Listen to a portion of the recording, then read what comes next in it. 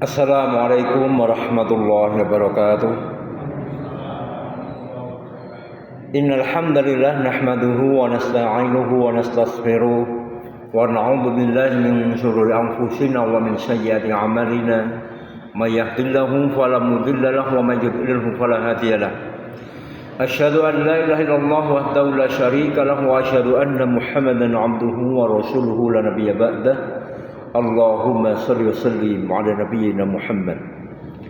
Alhamdulillahirabbil alamin. Para bapak, para ibu, jamaah sedaya, kita ngucapkan puja puji syukur kita dumateng Allah Subhanahu wa taala. Alhamdulillah wonten ing sonten menika kita miwiti iftar, kajian iftar wonten ing Masjid Nur Salim menika. Alhamdulillah kita dipun gampilaken dening Allah Subhanahu wa taala nindakaken amal soleh wonten ing wulan Ramadan menika. Wulan Ramadan menika minangka tarbiyah iman. Dipun wastani tarbiyah amargi dados tunggalipun pendidikan. Allah Subhanahu wa taala mendidik iman kita. Amargi menapa? Nggih, tiyang-tiyang ingkang iman menika ingkang dipun dawuhaken dening Allah Subhanahu wa taala nindakaken siang. Dawuh pangandikanipun Allah Subhanahu wa taala, a'udzu billahi minasyaitonir rajim. Bismillahirrahmanirrahim. Ya ayyuhalladzina amanu kutiba 'alaikumusyiyamu kama kutiba 'alal ladzina min qablikum la'allakum tattaqun. Hei sekaliyane wong kang padha iman diwajibake mungguhe sliramu poso kaya dene kang wis diwajibake kanggone wong-wong sadurunge sira supayane sliramu iki padha takwa. Nah, terus tujuan saking siyam menika ketakwaan. Lan tiyang ingkang nindakaken siyam menika nggih dados keimananipun mindhak. Amargi iman menika bertambah dan juga berkurang. Bertambah karena melakukan amal soleh, berkurang karena melakukan maksiat. Nah, Allah Subhanahu wa taala menghendaki supaya orang-orang yang beriman ini melaksanakan puasa kemudian menjadi orang yang bertakwa. Kalau orang beriman bertakwa napa mboten? Bertakwa, tetapi diperintahkan untuk berpuasa. Supaya apa? Supaya bertakwa. Berarti bertakwa ini juga bertambah. Iman itu diikuti dengan amal soleh. Iman dan amal soleh itu suatu ketakwaan. Dados menika nggih meningkat ketakwaanipun. Jamaah rahimankumullah, tarbiyah ingkang nomor setunggal inggih menika niat. Niat menika setunggalipun ibadah ingkang menika dados penentu. Dipun tentokaken ibadah menika kangge napa mboten, badhe dipun laksanakaken napa mboten, tergantung kalian niatipun. Sah mbotenipun ibadah tergantung dari niat. Dan niat itu akan membawa bagaimana seseorang itu melaksanakan ibadah. Bahkan melakukan sesuatu. Innamal a'malu binniyat. Sesungguhnya suatu perbuatan itu tergantung dari niatnya. Awak dhewe kan sok mireng nggih. Misale niki kumpulan ledo teko ogah-ogahan, ana sing telat, ana sing tepat, ana sing gasik. Oke telat. Jadi so ngomong kayak ngoten iki. Iki jane do niat ora ta iki? Nah, kalau orang niat itu bersungguh-sungguh, nek orang niat, itu ora niat kok. Nah, maka niat itu menentukan amal perbuatan. Nah, Syekhul Islam Ibnu Taimiyah rahimahullah menika ngendikaken, bilih para ulama menika sampun sepakat bilih ibadah ingkang dipun maksud inggih menika ibadah menika piyambak. Kados denten salat, puasa, haji ingkang menika boten sah menawi boten kanthi niat. Lan niat wonten ing siam Ramadan menika rukun ingkang boten pareng dipun tinggalaken. Malah boten sah siamipun tiyang menawi boten kanthi niat. Dasaripun inggih menika hadis Hafsah Ummul Mukminin radhiyallahu anha. Bilih Rasulullah sallallahu alaihi wasallam ngendika, "Malam yujmi' siyama qabla al-fajri fala siyama lahu." Sapa wonge kang ora niat poso sadurunge fajar, mongko ora ana poso kanggo dheweke. Karena ini niat itu betul-betul merupakan azam suatu tekad yang menunjukkan bahwa perbuatan itu bernilai hukum karena disengaja. Ada rasa sengaja ngoten ora kena hukum. Contoh, berpuasa makan ning ora sengaja. Lali, ora sengaja. Apalagi niki misalnya pada puasa hari pertama ora biasa poso teko ngombe misalnya. Ada ora sengaja.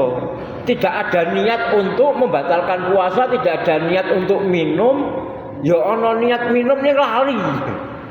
Nah, jadi suatu perbuatan itu bernilai hukum ketika itu dia tahu, menyengaja, dan itu bisa dipertanggungjawabkan. Nah, menika siam puasa Ramadan menika bernilai hukum, diberi pahala, mewujudkan keimanan, bisa dipertanggungjawabkan ketika orang itu menyengaja berpuasa. Nah, tentu jamaah rahimani wa siam menika ingkang dados tunggalipun perbuatan ingkang menika perlu dados dipun niataken ingkang saestu-estu.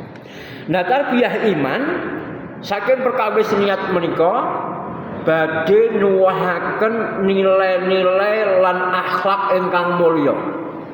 Ing antasipun ingkang sepindah inggih menika hubungan langsung antara hamba dan penciptanya, yaitu Allahu Rabbul Alamin. Nalikanipun tiyang menika gadhahi niat siam, ateges piyambakipun menika sampun nindakaken setunggalipun amalan ibadah ingkang Allah langsung badhe paring piwales ganjaran ibadah puasanya. Dasaripun inggih menika hadis kullu amal ibni adam yudha'aful hasanatu asru amsalha ila sab'i mi'ati dhifin. Qala Allahu azza wa jal illa sauma fa innahu li wa anna ajli bihi. Kabeh amale anak Adam bakal ditikel-tikelake, siji kebagusan akan dilipat gandakan 10 kebaikan semisalnya hingga 700 kali lipat. Allah azza wa jal ngendikaaken, kecuali puasa, sesungguhnya puasa itu untukku dan aku yang akan membalasnya. Niki betapa hebatnya ibadah puasa. Satu kebaikan dibalas oleh Allah 10 kali lipatnya yang semisal sampai 700. Nah, kalau berpuasa tidak dihitung oleh Allah 10 sampai 700, kira-kira luwih sithik napa luwih akeh? Luwih akeh. Terserah Gusti Allah iki. Allah niku wenang. Allah itu Al-Aziz, Maha berkuasa, tidak ada yang bisa menentang. Nah, menika kanthi niat berarti kita itu menciptakan hubungan antasipun kita kalian Allah Subhanahu wa taala. Imam Al-Auza'i rahimahullah ngendikaaken, tidak ada timbangan dan takaran untuk pahala orang yang berpuasa. Akan tetapi mereka akan dibuatkan kamar khusus tersendiri, menunjukkan betapa hebatnya berpuasa itu. Nah, tarbiyah menika badhe ndadosaken setunggalipun tiyang menika merasa diawasi, muraqabah. Wonten ing siyamipun tiyang menika boten badhe wantun goroh. Arep ngapusi niku mikir iki gek poso. Arep ngaku-ngaku poso ora wani. Mokah sadurunge wektune ora wani. Padahal dia sendiri tidak ada orang lain enggak ada yang tahu. Niki puasa niku istimewa. Awak dhewe poso apa ora ana wong ngerti lho. Nek salat ngerti. Haji malah pamitan barang, bali nggih. Zakat iya ngenehi. Tapi kalau puasa bahkan orang terdekat kita ora ngerti. Sahur melu sahur, mangkat kerja. Mokah ya ora ana wong ngerti. Engko buka melu buka ya ora ana wong ngerti. Akan tapi orang yang punya niat berpuasa niki isin tidak berani karena ini diawasi oleh Allah Subhanahu wa taala. Dia akan merasa diawasi. Nah, kalau demikian berarti ibadah puasa itu akan melahirkan sikap akhlak seorang hamba dengan muraqabah, yaitu merasa diawasi oleh Allah Subhanahu wa taala. Hasilnya apa? Ketika nanti sudah bukan berpuasa lagi, juga akan merasa diawasi oleh Allah Subhanahu wa taala. Ra iso nganggep ning dhewe, ora ana wong, ora ana sing ngerti. Iki tenang ya, ning awak dhewe lho, iki rahasia ning awak dhewe lho.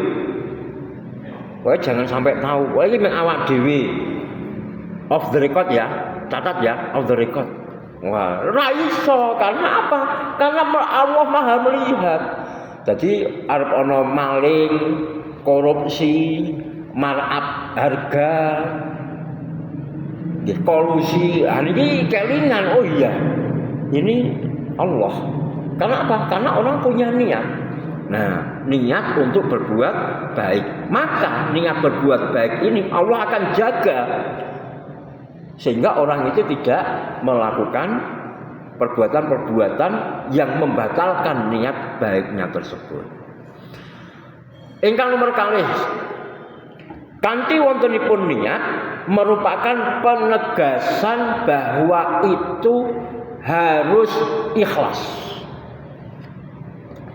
Agar ibadah puasa itu bernilai ibadah dan diterima di sisi Allah, maka niat puasa itu harus karena Allah. Allah Subhanahu wa taala berfirman, "Qul inni umirtu an a'budallaha mukhlishan lahuddin." Katakanlah, sesungguhnya aku diperintahkan untuk menyembah Allah dengan mengikhlaskan ketaatan kepadanya. Surat Az-Zumar ayat 11. Rasulullah sallallahu alaihi wasallam ugi ngendikaken, "Man shoma ramadhana imanan wa ihtisaban ghufira lahu ma taqaddama min dzambi."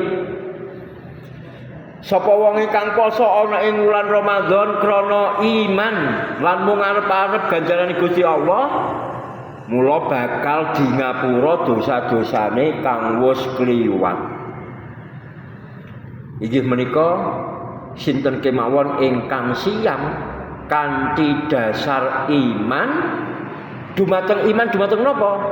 Iman dumateng berita-berita Al-Qur'an dan juga kabar-kabar di dalam As-Sunnah bahwa orang yang berbuat baik akan melahirkan kebaikan, bahwa orang yang mentaati Allah Subhanahu wa taala akan memperoleh kebahagiaan dan juga keberuntungan yang besar. Ampunan Allah Subhanahu wa taala adalah nikmat yang sangat luar biasa. Kewajiban dan keutamaan puasa itu banyak disebutkan di dalam Al-Quran dan hadis. Juga tentang ikhlas hanya mengharapkan pahala dari Allah Subhanahu wa taala itu juga yang menentukan apakah ibadah kita itu diterima atau tidak. Lah saat ini napa gunane ngibadah kesel-kesel ning ora ketampa. Nah, maka orang itu dengan niat itu kemudian mewujudkan bahwa amal ibadahnya niku mung ikhlas krana Allah. Masalah ana lho wong poso ning ora mergo Allah. Wong poso tujuane napa? Ben sehat. Wong poso tujuane napa? Mrehatinke anak. Wong poso ben sekti. Niki ritual-ritual gaib, ritual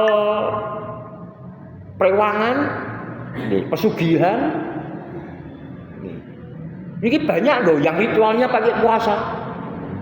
Ini ngudu puasane awak dhewe. Nggih. Jenenge ya puasa ning ora kaya syariat awak dhewe.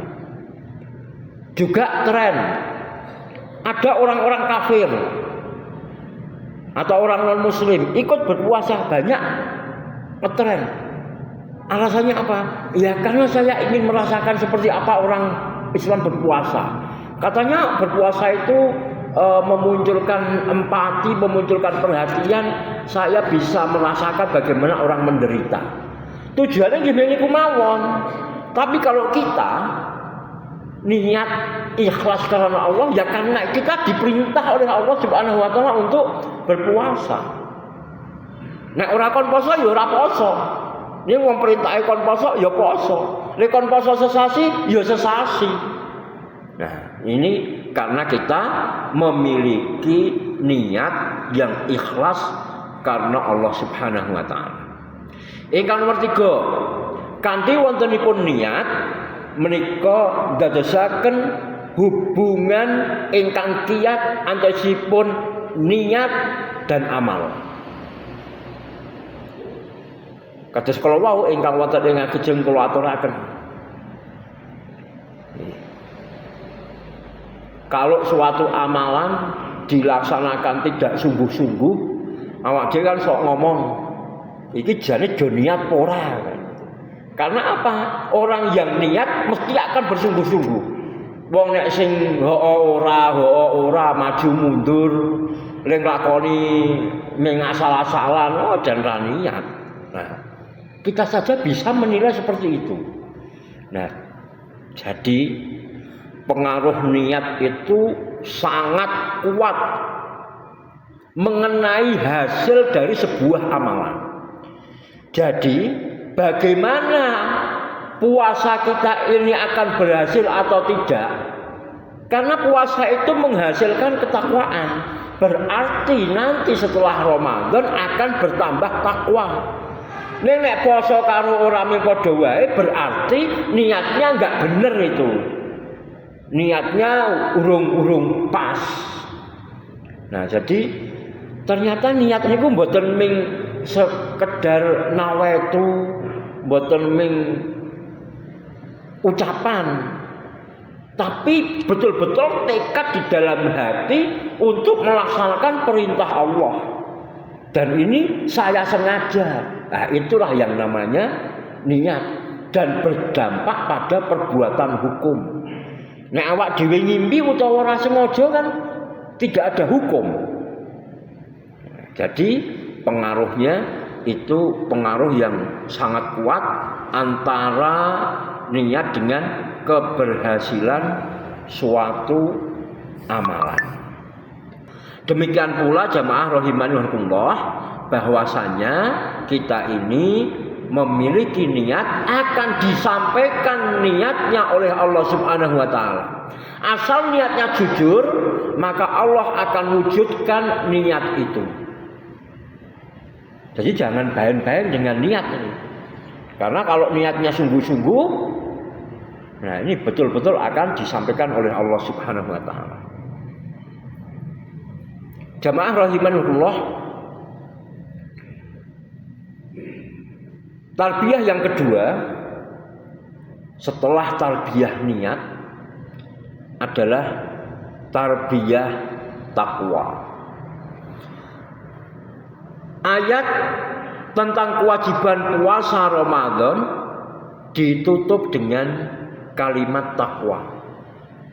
Kalau wa ingkang kula aturaken, Allah Subhanahu wa taala dikaaken, ya ayyuhalladzina amanu kutiba alaikumusyiyamu kama kutiba alal ladzina min qablikum la'allakum tattaqun. Wahai orang-orang yang beriman, diwajibkan atas kamu berpuasa sebagaimana diwajibkan atas orang-orang sebelum kamu agar kamu bertakwa. Surat Al-Baqarah ayat 183. Nah, ayat ini memberi isyarat hikmah yang mendalam dari ibadah puasa, yaitu keutamaan takwa di dalam jiwanya manusia. Karena puasa adalah alamat ketakwaan, tandanya sangat jelas bahwa orang berpuasa itu akan menjadi takwa. Ini ibadah yang istimewa, ibadah yang merupakan rahasia antara dirinya dengan Allah Subhanahu wa taala. Seseorang yang berpuasa tidak akan berbuka meskipun manusia tidak ada yang mengetahui. Kenapa? Karena merasa takut dan merasa diawasi oleh Allah Subhanahu wa taala dalam setiap gerak-geriknya. Wasiat tentang ketakwaan itu sangat penting untuk selalu disampaikan. Supaya apa? Agar bisa diaplikasikan dalam kehidupan. Maka di dalam agama Islam itu sungguh luar biasa. Iman bertambah dan berkurang. Dan tidak ada yang bisa menjamin kalau kita itu imannya kandel terus, semangat terus. Dan kita melihat kita itu berkali-kali berpuasa. Sudah berapa kali kita berpuasa? Sepanjang kita hidup 1 tahun sekali. Paling tidak kita di masa balik lah, paling tidak. Nah, tapi bagaimana dampak dari berpuasa itu? Ini karena ketakwaan itu sangat berkaitan dengan keimanan. Keimanan itu bisa bertambah dan berkurang. Ibarat mesin itu powerful, tapi lama-kelamaan ini mengalami kemunduran. Ya ada rusaknya juga. Tubuh juga mengalami capek juga. Amal juga mengalami futur, mengalami kekosongan, males, rasanya kayak wedi tenan. Puasa hari pertama masjid kebuak, kabeh metu. Sing ora tau nang masjid kuwi tetep nang masjid kok niki. Pokoke kudu ngetok niki. Wae tarawih pertama kudu metu. Wah, hebat niki. Andaikan juga punya niat yang kuat, tentu hari kedua akan datang. Hari ketiga datang, hari kelima datang, minggu kedua datang, sampai akhir tetep. Ning nopo kok mengetok terus esok kari-kari ngetok meneh? Ya karena niatnya mergo wah ayo rikuh lah ora metu ya metu lah. Apa? Karena dia niatnya karena ingin dilihat oleh orang. Kalau dilihat oleh Allah, Allah selalu ada, selalu mengawasi. Maka setiap Jumat, setiap muslim laki-laki wajib sholat Jumat. Kecuali ada udzur syar'i. Tapi seorang laki-laki muslim itu wajib menghadiri sholat Jumat. Dan menghadiri sholat Jumat itu bukan pas sholatnya, tapi ikut khutbah juga, ikut mendengarkan khutbah. Untuk apa sih? Khutbah itu intinya, isi dalam khutbah Jumat itu nasihat ketakwaan. Jadi setiap 1 pekan sekali seorang muslim selalu dicas diservis, imane dibakar, disemangati, diingatkan untuk terus meningkatkan keimanan dan ketakwaan. Nah, terus ketika kembali, laki-laki sebagai seorang pemimpin ngandani bojone. Jadi keluarga itu akan menjadi baik. Jadi setiap pekan ada nasihat ketakwaan. Lalu setahun sekali ibaratnya nek mesin itu overhaul. Jadi ini maintenance yang luar biasa ini. Jadi iman akan meningkat, ketakwaan akan meningkat. Dan ini 1 bulan loh ini. 1 bulan, bukan 1 hari. Nah, dan berpuasanya Rasulullah SAW mengatakan, man shoma ramadhana imanan wa ihtisaban ghufira lahu ma taqaddama min dzambi. Siapa yang berpuasa di bulan Ramadan dengan iman dan hanya mengharap pahala dari Allah, akan diampuni dosa-dosanya yang telah lalu. Tapi Ramadan bukan hanya siang berpuasa, lah malamnya. Wah, kesempatan ora poso, mangan saakeh-akehe. Diwalik ya enggak. Rasulullah mengatakan, "Maqama Ramadhana imanan wa ihtisaban, ghufira lahu ma taqaddama min dzambi." Siapa yang menegakkan malamnya bulan Ramadan dengan iman dan hanya mengharapkan pahala Allah, diampuni dosa-dosanya yang telah lalu. Jadi Ramadan ada siang efektif, ada malam efektif. Tapi bulan Ramadan enggak cuma tanggal 1, tanggal 2, tanggal 3, tanggal 4 sampai terakhir. Dan di hari-hari akhir Rasulullah memerintahkan supaya kita mencari Lailatul Qadar, terutama di malam-malam ganjil pada 10 hari terakhir. Berarti kita itu melaksanakan sampai finish. Dan orang yang melakukan pekerjaan sampai selesai itu juara dia. Enggak peduli dia itu juara 1, 2, 3, 4, 5, tapi mentalnya mental juara. Karena apa? Menyelesaikan pekerjaan. Karena apa? Menunaikan tugas. Jadi kita berpuasa enggak setengah-setengah. Berpuasa ya sejak dari subuh sampai maghrib. Sejak tanggal 1 sampai dengan Ramadan terakhir. Jamaah rahimanullah, bahwa orang yang memberikan nasihat ketakwaan itu banyak, tapi yang melaksanakan ketakwaan sedikit. Nah, maka perlu kami sampaikan jamaah rahimanullah, Abu Hurairah pernah ditanya oleh seseorang tentang makna takwa.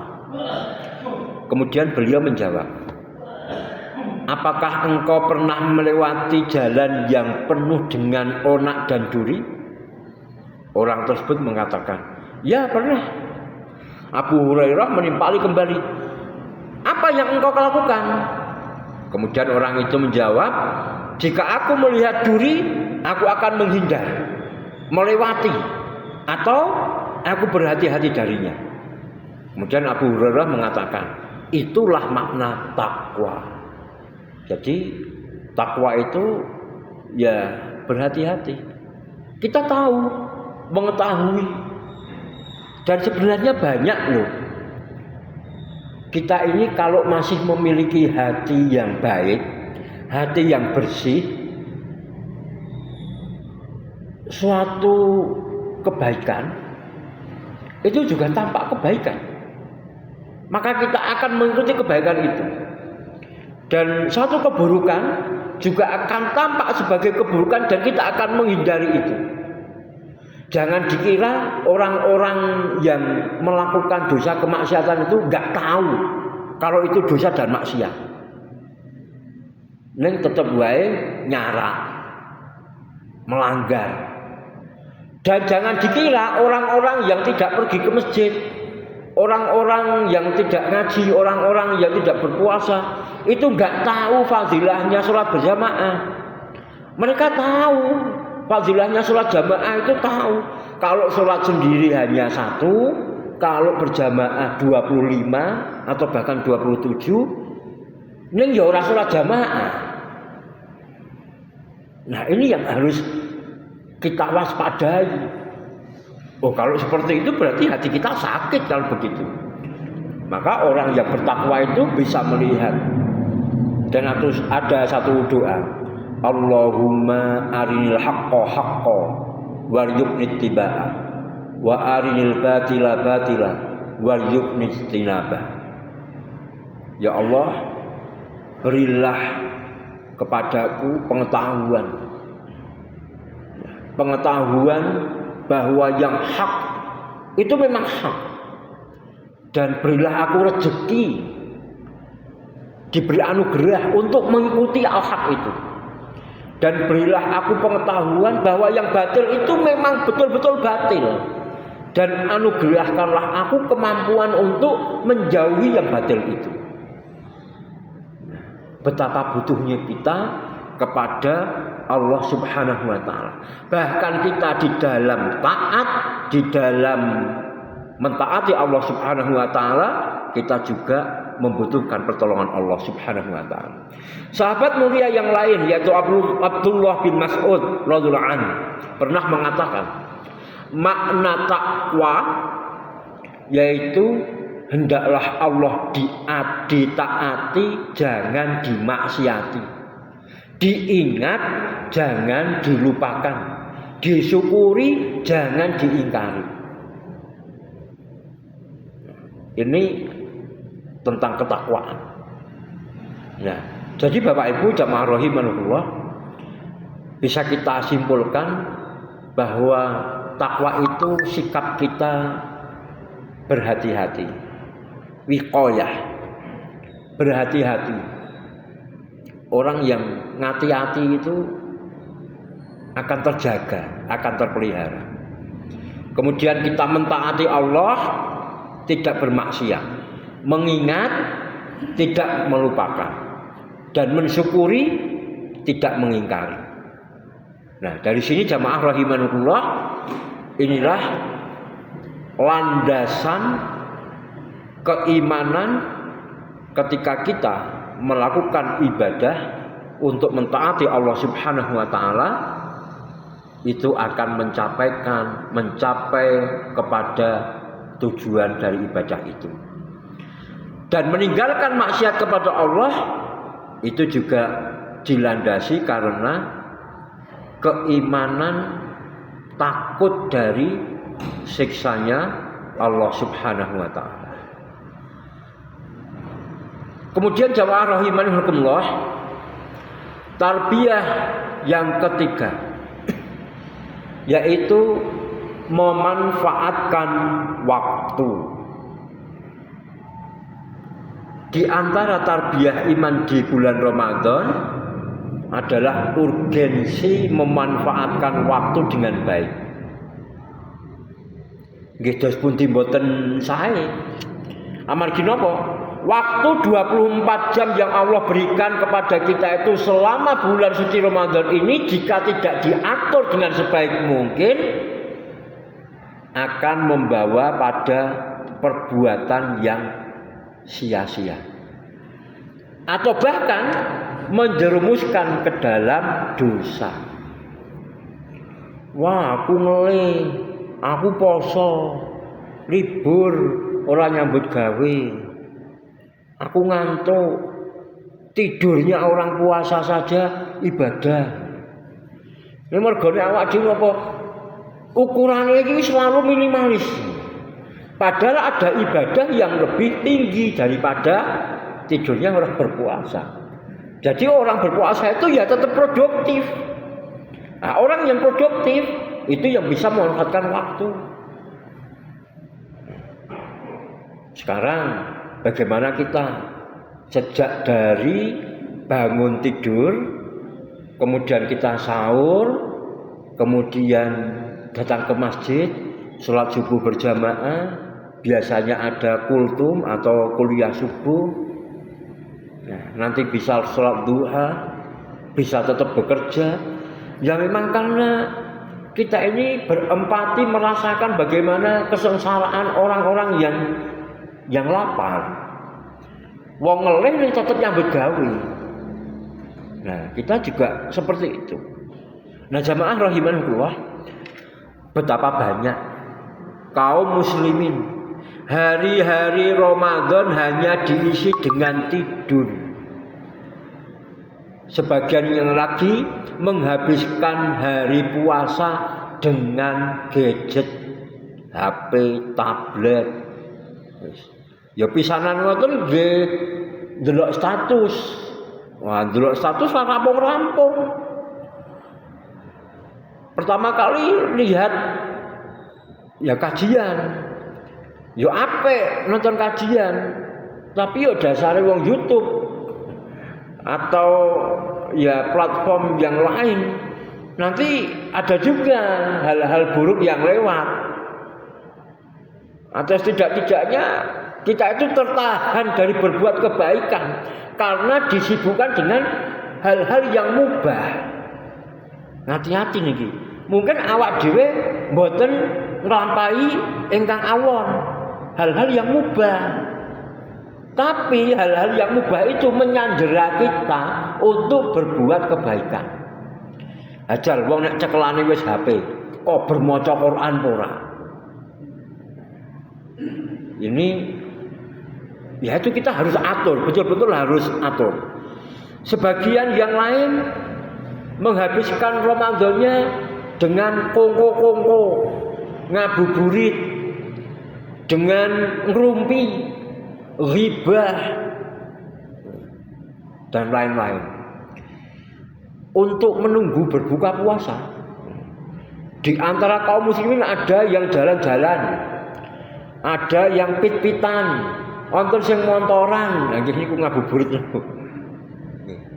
Acara buka puasa bersama ning ora maghriban, baline barisa, ora isaan, ora traweh. Banyak. Nah, ini malah ini tujuannya kan puasa, bukan soal buka puasa bersama. Ini nanti kalau pas ketemuan reunian alumni do Bali, yo nganu yo buka puasa yo. Buka puasa enggak di masjid, buka puasanya di rumah makan, di restoran. Ana musolane, ini musolane cilik. Rek antri suwi nggih. Kebanyakan acara-acara buka puasa yang tidak di masjid, yang bukan seperti ini, embuh niku do salat maghrib ora.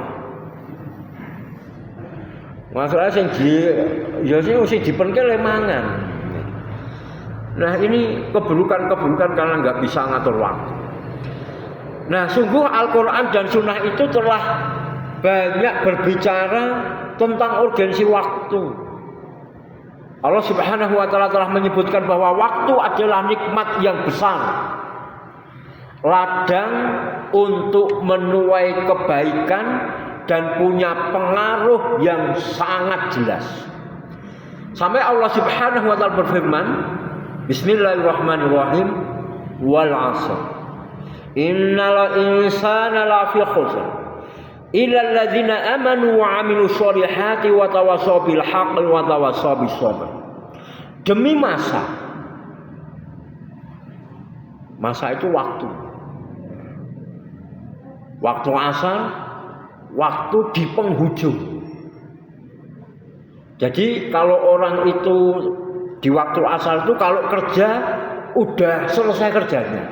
Orang beraktivitas sudah capek aktivitasnya, tinggal nunggu hasilnya. Atau ya orang waktu asar itu sudah santai, sudah rileks. Nah, waktunya untuk merenung sepanjang hari sampai dengan sore ini janjane aku ki tuna apa ora? Aku ki rugi apa ora? Maka Allah berfirman, bersumpah dengan waktu asar. Innal insana lafi khusr. Sesungguhnya manusia itu benar-benar dalam kerugian. Nah, di sini Allah Subhanahu wa taala katakan bahwasanya manusia dalam keadaan rugi. Kemudian dikecualikan oleh Allah Subhanahu wa taala. Pengecualian ini yang menunjukkan bahwasanya hanya orang yang demikianlah yang tidak rugi. Siapa mereka? Illal ladzina amanu wa 'amilus sholihati wa tawassaw bil haqqi wa tawassaw bis sabr.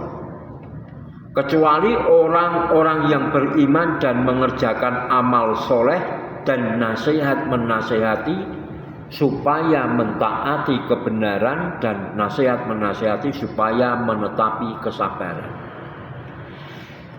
Nah, dalam ayat ini Allah Subhanahu wa taala bersumpah dengan masa yang merupakan zaman untuk mencapai keberuntungan dan amal soleh bagi seorang yang beriman, dan kerugian bagi orang yang berpaling.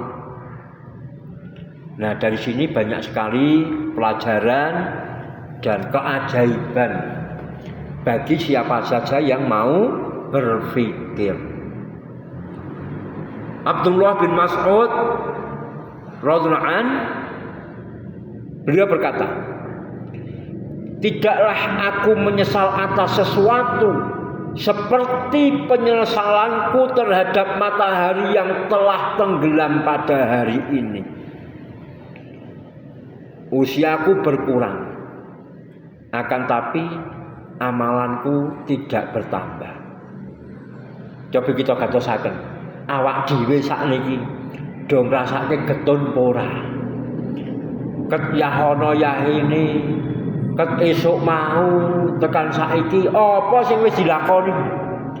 Apa yang membuat kita ini mewujudkan diri kita itu layak disebut sebagai seorang yang beriman karena memiliki amal soleh? Dan kapan kita melihat suatu kemungkaran atau ketidakbaikan kemudian kita memberikan nasihat? Dan nasihat niku ora iso sadek nyak berubah. Saiki dinasihati langsung berubah, enggak bisa. Kecuali memang Allah Subhanahu wa taala kehendaki. Karena nasihat itu bentuk komunikasi. Orang yang diberi nasihat itu juga berproses. Makanya kita dalam menasihati butuh kesabaran. Kadang kita itu melihat kejelekan seseorang, tidak menasihati, bahkan belum pernah menasihati, ning ghibah, ngomongke. Terus apa untungnya kita membicarakan kejelekan orang lain? Padahal kita tidak menasihati.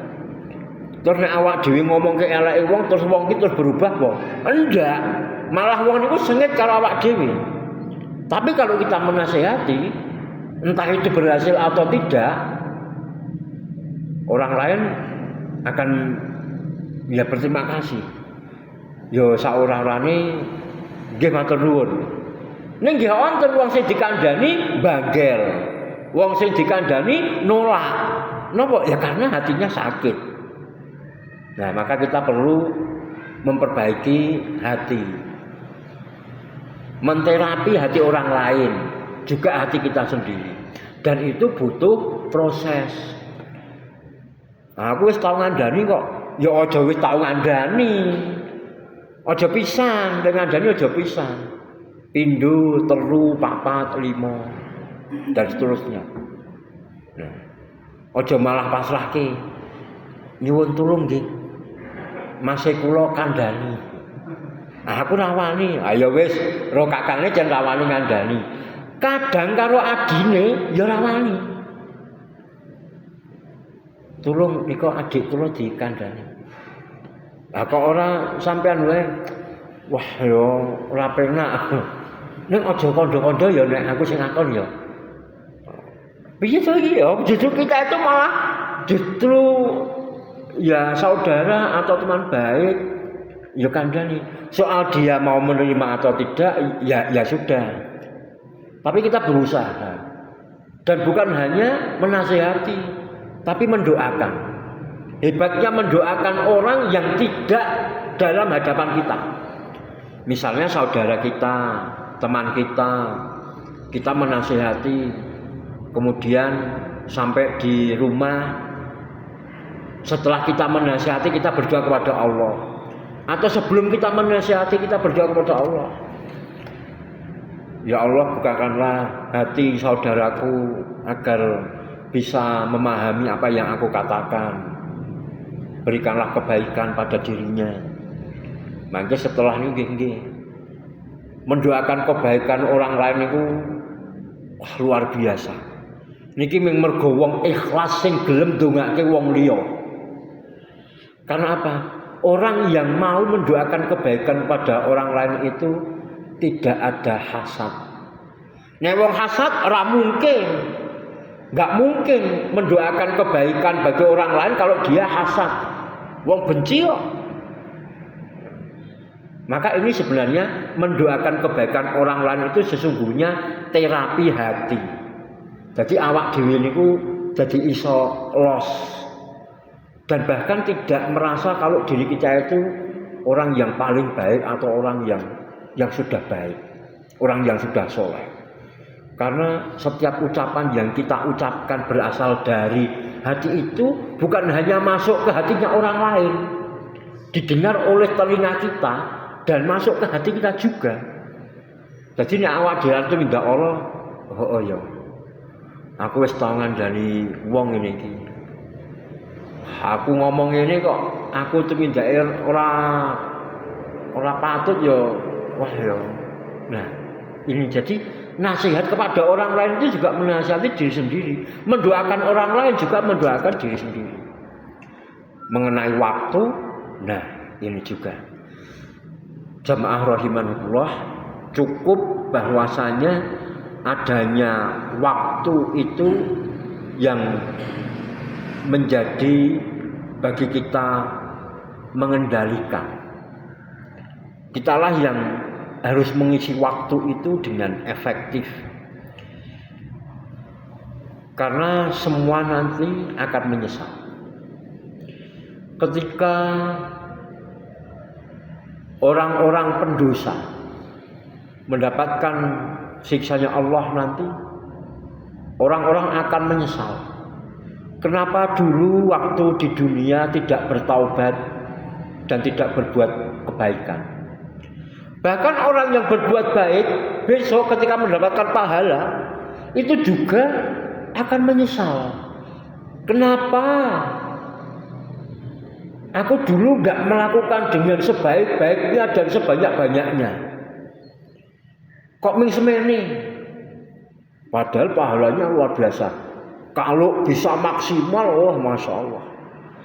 Tapi kita itu sering-seringnya ya itu, seringnya minimalis dan kredit. Nah dicicil oleh toh. Misalnya mari kita mengkhatamkan Al-Quran, one day one juz umpama. One day one juz, sak juz niku 1 jam. Si alon-alon. Engko nek wis rada lancar bisa 50 menit.